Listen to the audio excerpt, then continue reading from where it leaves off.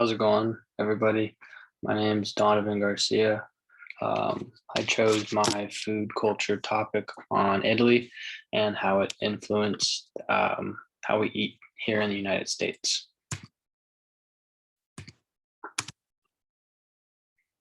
Right here is a map of Italy. Um, you have the northern part, southern part down here, and the eastern and western parts. Um, the northern part obviously isn't very coastal, but since this is a peninsula, the eastern, western, and southern part of Italy share similar cuisines um, versus the northern part. So, a brief history of Italy.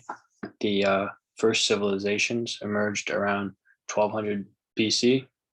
The first emperor of Rome took control about 27 BC, and that empire flourished. It was the Empire of Rome. Roman Empire flourished for more than 400 years, and then the whole area of Italy was in decline till about the 12th century, when Italian states started to get rich off of trade again. Um, it's always been a pretty big hub for trade. And then in 1861, the Kingdom of Italy was proclaimed. The next major event that occurred over there was in 1914, when Italy took the sides of the United Kingdom and the United States in World War One. However, in World War II, dictator Benito Mussolini ended up taking sides with the Germans and Japan. And its main exports as of today are its designer shoes, designer clothes, wine, and food. So some reasons why I chose Italy. I just always had learned about it, in grammar school, how it was such a diverse place to be back in the day. So this center for trade hub allowed like a melting pot for different countries to come and kind of exchange cultures and to experience Italian culture, which made it easy for Italian cuisine to spread throughout the world. Since it also supported, many different sides in the world wars back when the world was a lot bigger, before like all this social media and commercial travel was such a common thing. This also allowed many different countries to access Italian cuisine and their different ingredients that they have over there. Personally, I chose Italy because it's one of my favorite foods to eat, especially before a game or before working out. You can never go wrong with some pasta and chicken. And I also wanted to see the difference between American Italian food and then Italian food itself, because I've never been to Italy. However, someday I would like to go and actually experience all these different types of cuisines and the different styles that they have over there versus here in the United States. So geography and climate. Obviously, Italy is known for its boot shape. It's located in Southern Europe. And like I said before, it is a peninsula, which means it is surrounded by 3 bodies of water while also being connected to land. If you don't know what a peninsula is, it's basically like, think of Florida. Florida is also a peninsula. It's surrounded by the Adriatic, Tyrrhenian, and the Mediterranean Sea. Its location next to the seas made it a great place to trade and really brought so many different types of cultures in like a melting pot. The Alps cut across the northern part, and the Alps have many different frozen lakes across the land. And then from the western end of the Alps, the Apennines mountains go down the entire peninsula. West of the Apennines is home to iconic cities like Rome. And then the southern tip is not like the northern tip. It is hot with fertile soil, which is perfect for growing crops. Northern Italy, like I said before, is very cold. Typical dishes up there, they like their fresh pastas like pappardelle, tagliatelle, polenta, and gnocchi. They also eat more of a hearty and meaty meals versus the central and southern parts and the culture and the coastal parts. Central Italy is typically more farming. Um, Crops include farro and chestnuts. And southern Italy, you have more of a Greek and Arabic influence. Dishes often feature olive oil, fresh and dried tomatoes, basil, peppers, and oregano.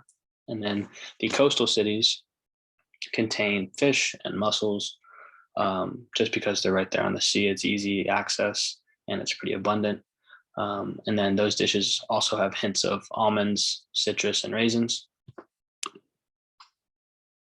So how Italian cuisine influenced food here in the United States? Well, first off, Christopher Columbus came to America, and when he came and discovered America, he brought he didn't bring millions, but in turn, millions of Italians ended up immigrating here to the United States in the following years.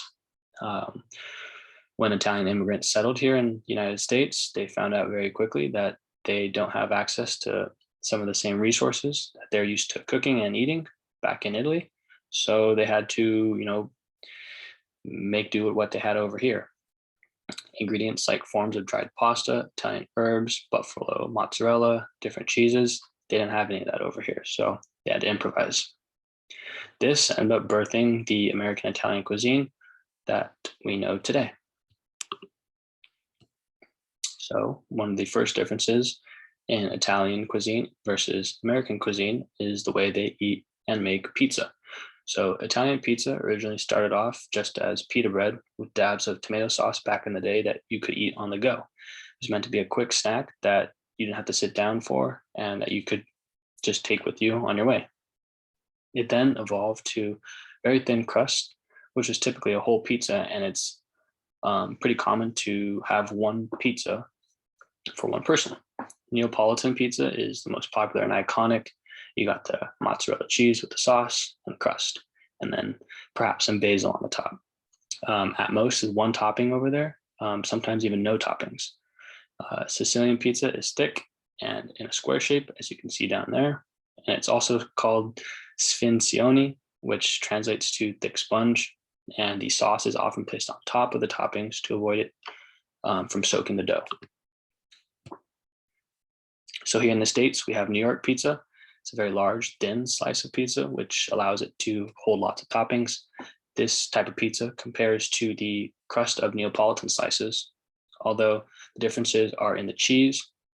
Neapolitan uses mozzarella cheese that is fresh, while in New York, we used more hard mozzarella cheeses.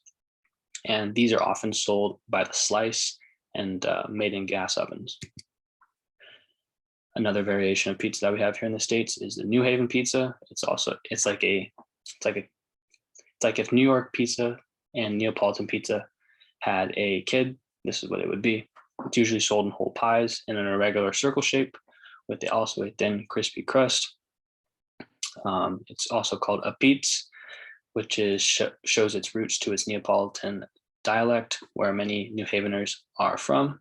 It is cooked in coal ovens, unlike the gas ovens that many pizza places use here in the United States. It is served often charred, but not burnt, and sold with sauce on top of the pie, which is familiar with Sicilian-style pizza. Next up, we have Detroit pizza. This rectangle shape and thickened crust can be sold by the slice or the whole pizza. It started out being cooked in automotive parts from cars, and its toppings are pressed into the dough, followed by a layer of cheese, topped with sauce so that it does not soak through the bread. And it is always topped with brick cheese since Detroit is so close to Wisconsin, and it is typically eaten with a knife and fork. Next up, we have Chicago deep dish, probably the most iconic slice of American pizza, typically sold as a whole pizza. It literally embodies the word pie. It looks like a pie. It is made in a large cast iron skillet. It has large walls of crust layered with cheese, toppings, and sauce, and it takes a long time to cook. Another dish that the Italians influenced us to make was mozzarella. Back in Italy, mozzarella cheese was very expensive to make because it was made with buffalo milk. But when the Italians came to America, they started using cheap cow milk so they can make it. It was easier for them to make and a lot cheaper. It also became more abundant to make. This version became known as fior di latte, which roughly translates to milk's flour. And Italian Americans began using it in pastas, casseroles, prosciutto, sandwiches, and pizza. Lastly, meatballs were also a Italian spin-off of what they used to do. Back in Italy, Italians used pig meat, and they often only ate pig meat over there. But when they arrived to the United States, since there were a lot of Germans here already, they had ground beef in butcher stores. So Italian American housewives had to make do with what they had and started rolling the ground beef into balls and serving them with spaghetti, with the tomato sauce, or with the gravy sauce. Meatballs only recently began to catch on in Italy, but here in America, it's a staple of our diet. It's quick, easy, and cheap to make, and enjoyed by just about every ethnicity. Here's my reference page. Thank you for listening. I hope you have a great day.